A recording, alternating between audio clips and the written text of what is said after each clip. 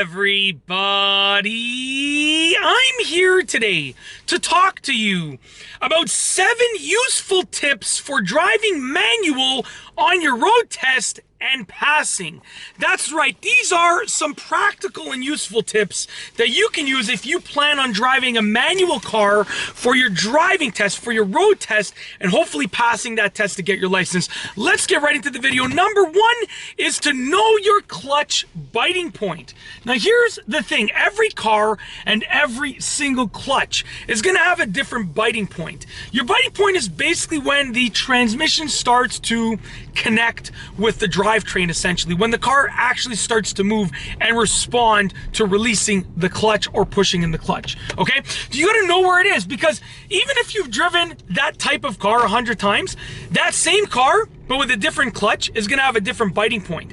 Even that same car, but driving it, 3 years later, the biting point will be different on the clutch because clutches have wear and tear. So know where the biting point is. That's tip number 1.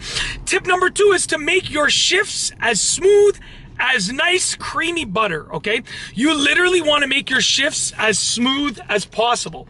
Now, hopefully all of your driving is smooth, but at the end of the day, the main part of driving manual where people lose their smoothness is during their shifting. Most people can start and stop smoothly, but it's always the shifting that is the last thing to become smooth when it comes to learning to drive manual. So make your shifts as smooth as butter, okay?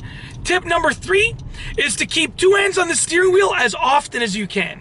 I know when you're driving manual, it's tempted to keep 1 hand on the wheel so you can shift with your other hand. However, you should be keeping 2 hands on the wheel as often as you can. Obviously, you have to take your hand off the wheel to shift, but you should be keeping 2 hands on the wheel literally as much as you can throughout the test, okay?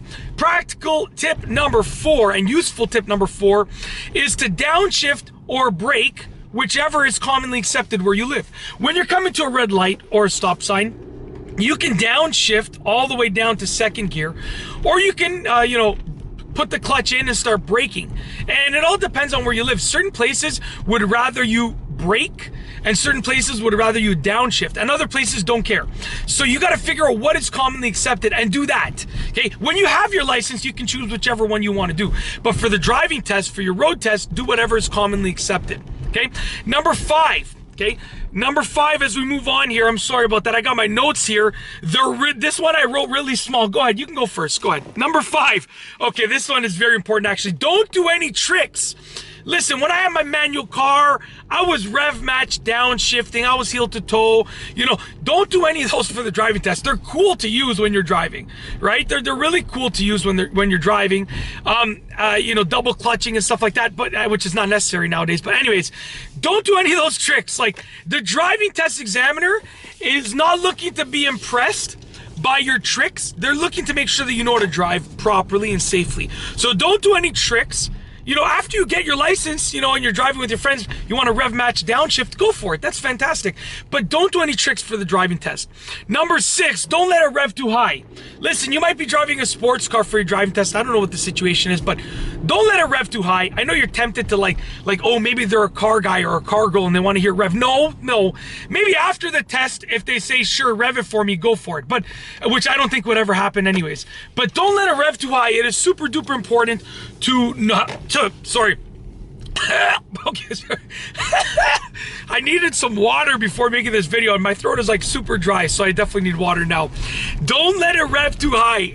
Just keep the revs low. Last but not least is number 7, which is put it in neutral or leave it in gear at a red light when you're waiting at a red light, whatever is commonly accepted where you live. So once again, in certain places, they're going to want you to put it in neutral and leave it in neutral. In other places, they're going to want you to leave it in gear. Figure out whatever is commonly accepted where you live and just do that, okay? When you have your license and you're driving regularly, you can do whatever you want to do, obviously, whatever makes more sense for you. But when you are taking the test, just do whatever is commonly accepted. That's it. Those are 7 useful tips for driving manual on your driving test. And on your road test and passing. If you like this video, please be sure to give it a thumbs up. Let me know what you think down below as a comment. And of course, be sure to subscribe for more great videos just like this one. And that's all I have for you today. Thanks for watching.